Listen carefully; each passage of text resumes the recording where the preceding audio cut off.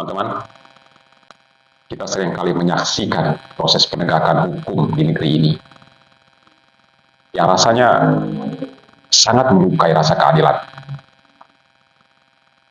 Seorang koruptor misalnya, yang melakukan korupsi dan menyebabkan kerugian negara miliaran, bahkan triliunan rupiah. Ketika dia menjalankan proses hukum, sejak ditetapkan sebagai tersangka, ditangkap dan menjalankan proses persidangan di pengadilan sampai diputuskan bersalah dan dihukum, dia seperti sangat menikmati momen-momen itu. Kamera wartawan tersorot kepadanya dan dia dengan senyum yang santai dan melambaikan tangan di depan kamera, seolah-olah dia tidak memiliki rasa bersalah. Dia sampai di penjara,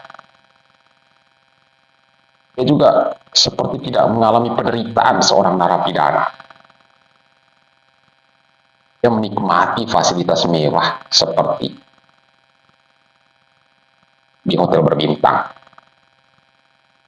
Di sisi lain, kita juga menyaksikan bagaimana hukum itu rasa begitu kejam. Seorang remaja belasan tahun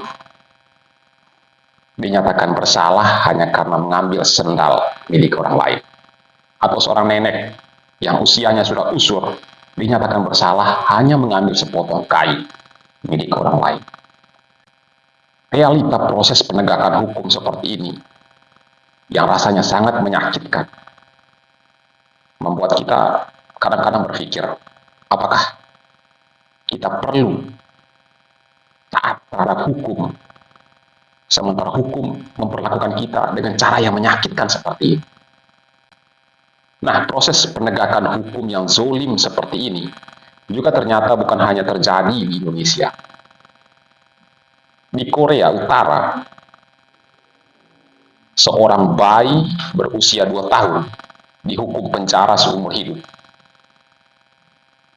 karena orang tuanya kedapatan menyimpan Alkitab.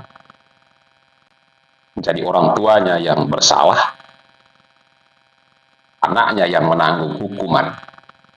Ngeri nggak tuh?